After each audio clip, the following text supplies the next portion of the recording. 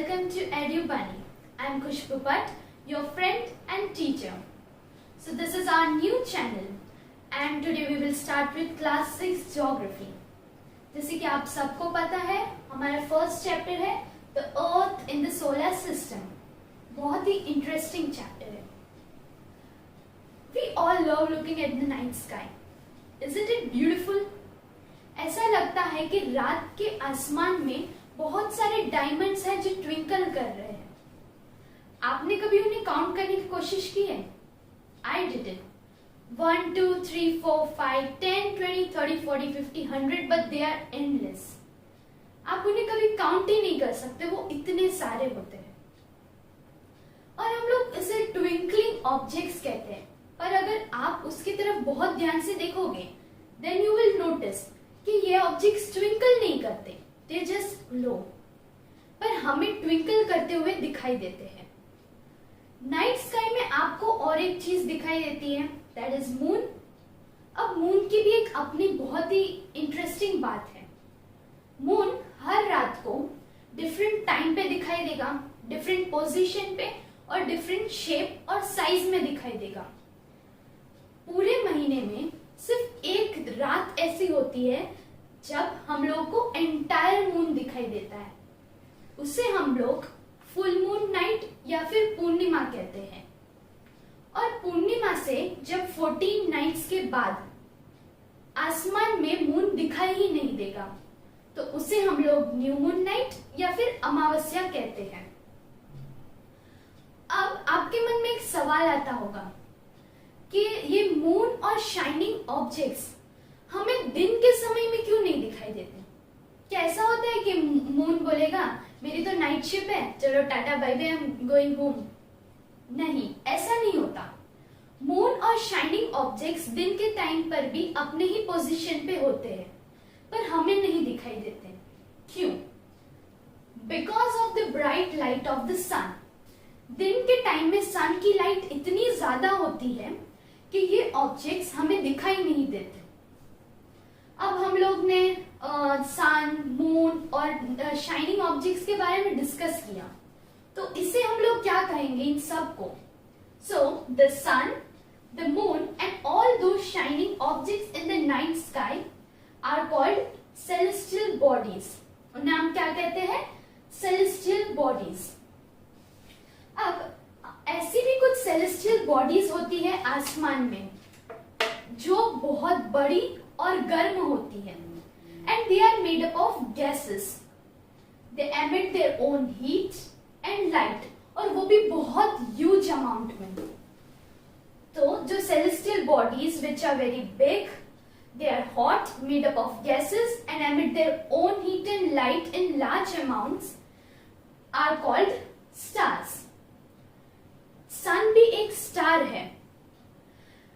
पर अब एक और क्वेश्चन है कि तो फिर हमें सन की हीट और लाइट फील होती है और इन स्टार्स की नहीं. ऐसा क्यों होता है?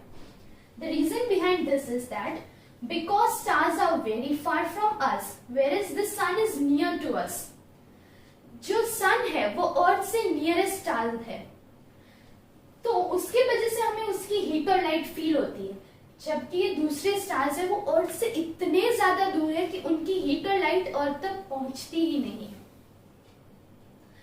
अब मैंने जैसे आपको कहा कि स्टार साइज में बहुत ही बड़े होते हैं, तो अब एक और क्वेश्चन है जो सबको होता है कि तो फिर हमें ये छोटे क्यों दिखाई देते हैं जबकि ये साइज में तो बहुत बड़े होते हैं. So to understand this we will take an example. अगर आप अपने टेरेस पे खड़े हो, वहां से आप एक एरोप्लेन को देखते हो जो आसमान में उड़ रहा है, बहुत ही ऊपर, at a great height it is flying. तो जब आप उस एरोप्लेन की तरफ देखोगे तो आपको वो बहुत छोटा दिखाई देगा. पर क्या सही में वो एरोप्लेन बहुत छोटा होता है? नहीं, एक्चुअल में वो एरोप्लेन बहुत ही बड़ा होता है साइज में, पर हमें छोटा दिखाई देता है क्योंकि वो हमसे बहुत ज्यादा दूर है. And similar is the case with these stars.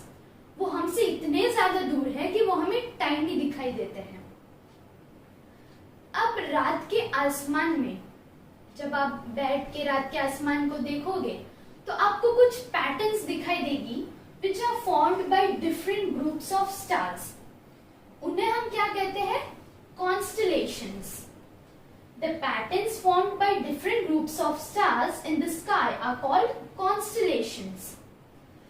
Ursa Major or Big Bear is an example of constellation. उसी तरह सप्तऋषि वो भी एक constellation है।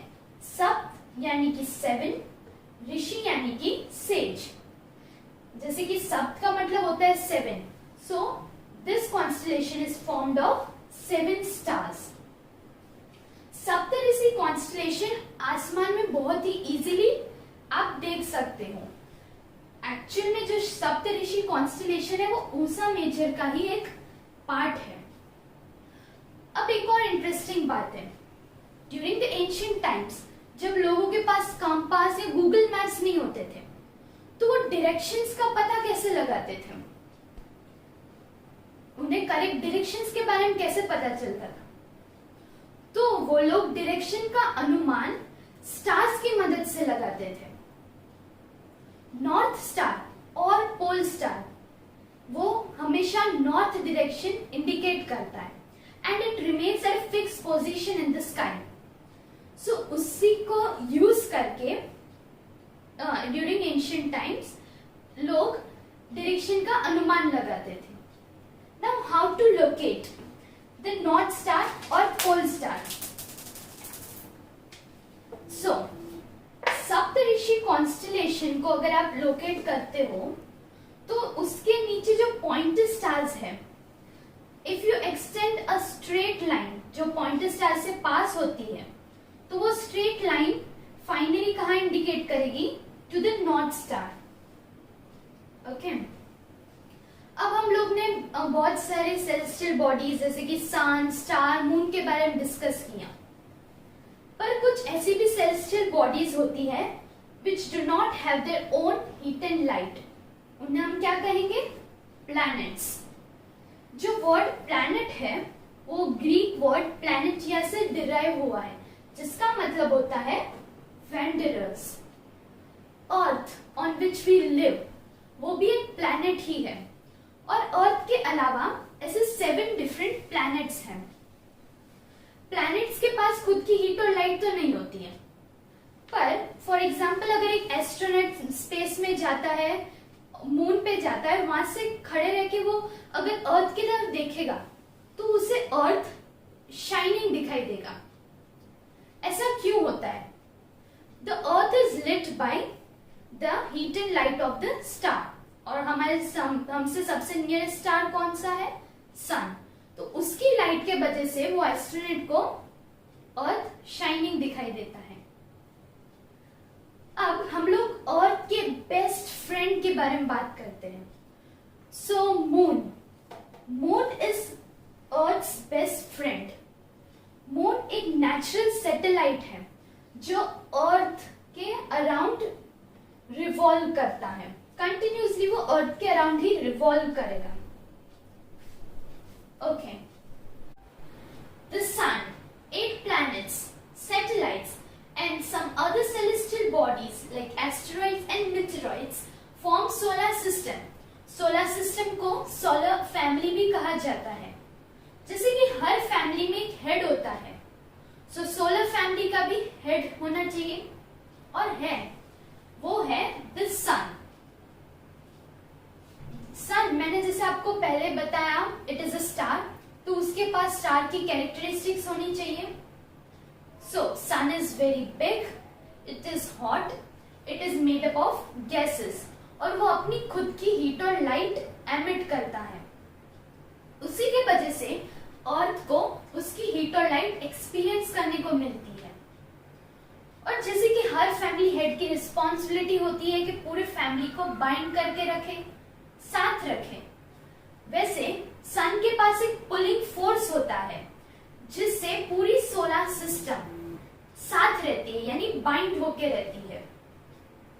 Now, Sun is also the nearest star to the Earth. Sun is just 150 million kilometer away from us. How much? 150 million kilometer. Now, some interesting things to know. Jupiter, Saturn and Uranus वो भी planets हैं. Jupiter, Saturn and Uranus have rings around them और वो rings small debris या dust particles से बनी होती हैं. Word soul in Roman mythology means sun god. Solar means related to the sun. जैसे सोलर सिस्टम है, it is related to the sun क्योंकि सन सोलर सिस्टम का हेड है. नाउ एस इंग्लिश लैंग्वेज में ऐसे बहुत सारे वर्ड्स हैं जिनका ओरिजिन कुछ और लैंग्वेज से होता है. For example, word geography is an English word but has its origin in Greek. जी का मतलब होता है अर्थ एंड ग्राफ्टा का मतलब होता है writing. Jio means something related to earth. जब जियो को आप लॉजी के साथ ज्वाइन करते हो यानी कि geology means study of earth. Geometry means measurement of earth. और geode means something resembling the shape of earth. So ये चैप्टर इंटरेस्टिंग है. फर्दर हम लोग पार्ट 2 में डिस्कस करेंगे इस चैप्टर के बारे में. अगर कोई भी डाउट हो तो आप नीचे कमेंट बॉक्स में लिख सकते हो. I will explain it. So thank you for watching our video and bye for now.